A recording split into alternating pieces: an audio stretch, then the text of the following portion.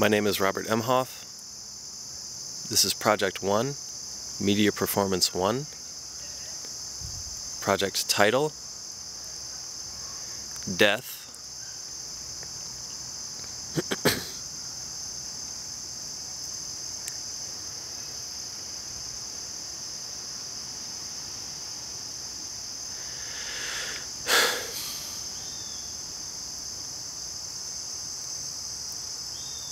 I met Maria when I was a sophomore in college.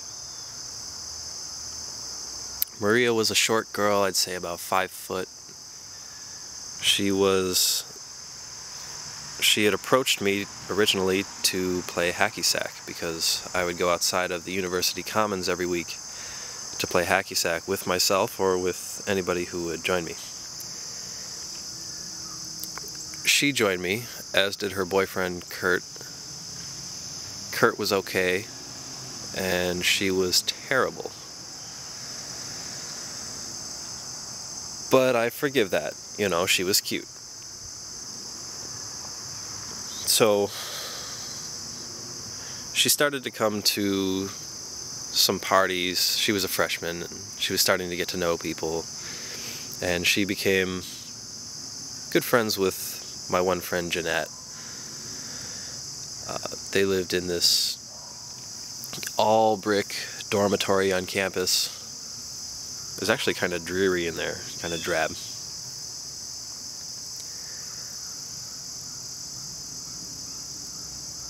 I remember one night I had to do a line drawing for a drawing class, and I needed a subject, so I called her up. I said, "Hey, can I draw your dormitory?" She said, "Okay, but I can't really do much or offer much for entertainment. I gotta do homework." So I was like, "Okay, you know, that's no problem." Went to her room, sat on her bed, started drawing, and she sat at her computer doing her homework. And that's one thing I'll always remember about her, is that she was very, very serious about her schoolwork.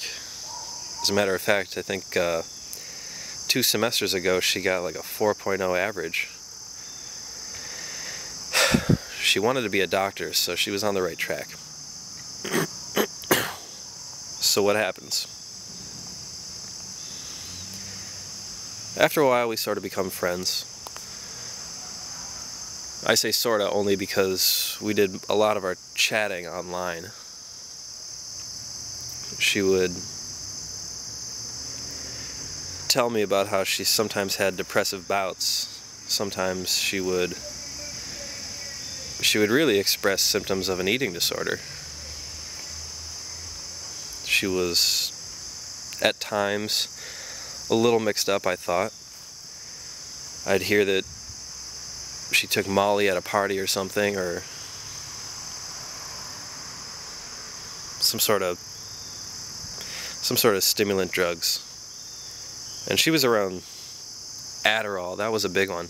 That still is a big one in college, because it could help her stay up late, complete work, think clearly, until, you know, you take a lot of it and you realize that you haven't slept in a day or 2. Yeah, I wasn't too keen on that. But I'm like, okay. So she has a hobby. Everyone's got their hobby.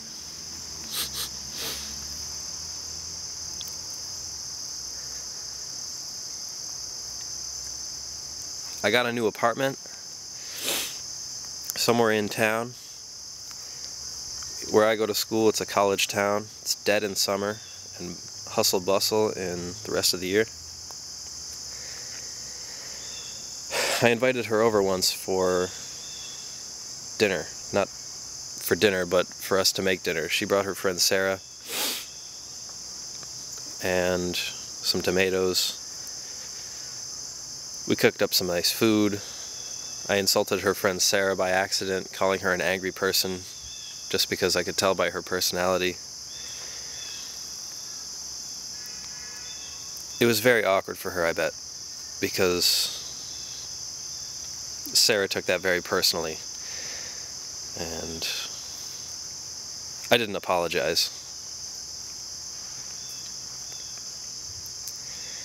That semester ended. That was fall of last year. By the middle of winter, Maria wasn't really talking to anybody. She was seeing this guy named Casey, and they saw each other probably every day out of that winter break. So that winter I'm working for a friend doing some renovation of a lower apartment of a house he just bought. And I get a call saying, "Rob, have you heard? I just heard something really weird about Maria jumping off a fucking cliff or a bridge or something." And so I tell my boss, "Hey, listen, I gotta make some calls." So I make some calls, and I get confirmation from her roommate Tira that someone matching Maria's description, age 20, from Tonawanda, was their body was found at the bottom of this like ravine or whatever.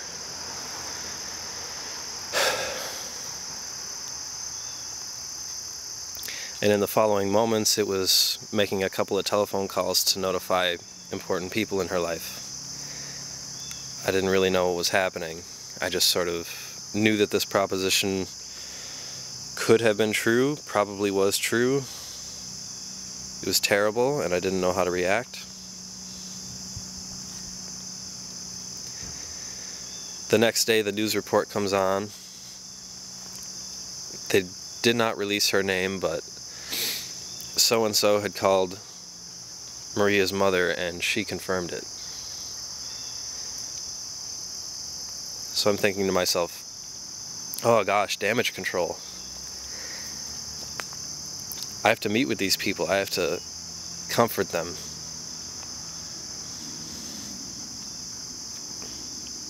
Because goddamn, this 20-year-old kid just killed herself.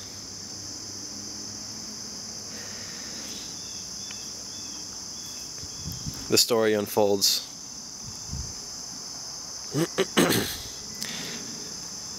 She took a bus for about an hour someplace southeast of where she lived, then took a taxi to this location. It was a park she must have researched on the internet. And she got out, tipped really well. At least that's what I heard. And she walked for, I think it was like 1 or 2 or 3 miles. And it was mid-January, so there was snow. It was a very cold night. It was probably one of the coldest of the year. She went out, left her backpack, came up to an 80-foot sheer cliff face, and in some fashion threw herself off. And that was that. When I went to the wake, I asked to see the body.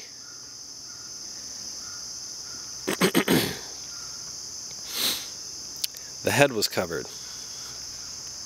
That was almost expected. I saw Maria's mother, Maria's father, her brother, Chris. They were destroyed. They looked like they had all been beaten.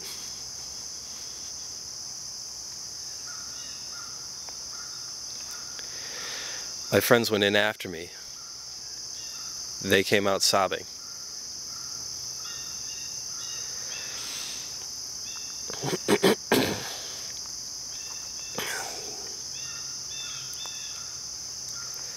The funeral was that weekend. This happened on a Wednesday or a Thursday or something.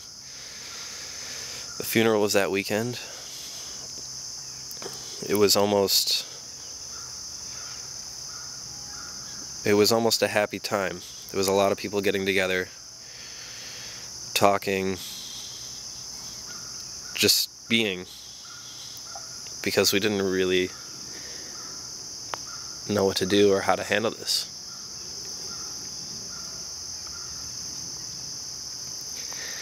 That was the weekend before school started. So all of her fellow students, all of us, we had to go back to school and sort of face reality while all of this was going on.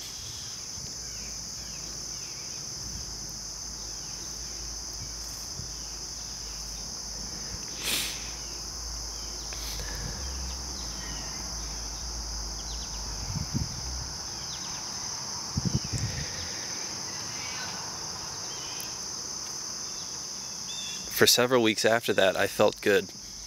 I felt like I could handle this. And in effect, I did. None of my schoolwork suffered. None of my relationships suffered. But every once in a while, I would go for a walk or for a bike ride, and I'd put some music on, and I'd start looking up. And I'd start thinking about death.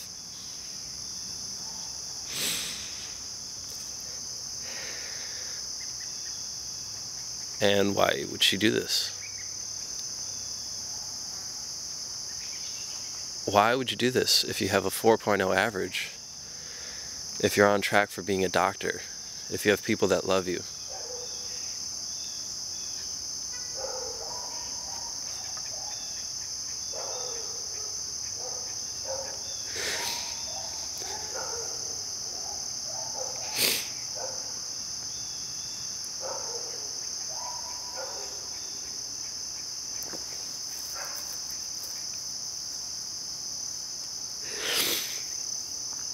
At the wake, there was a book.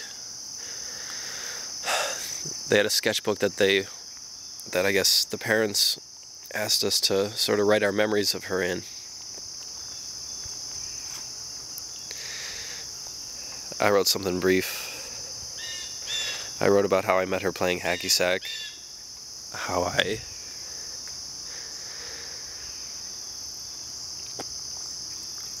liked to see her at parties, how I talked to her on the internet. And then there was nothing else to say.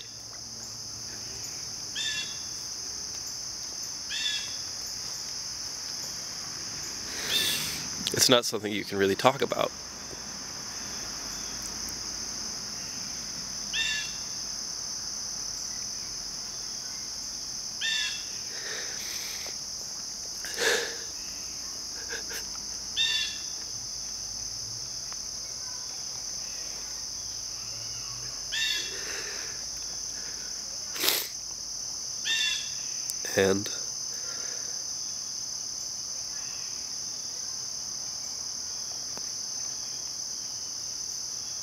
And that's it.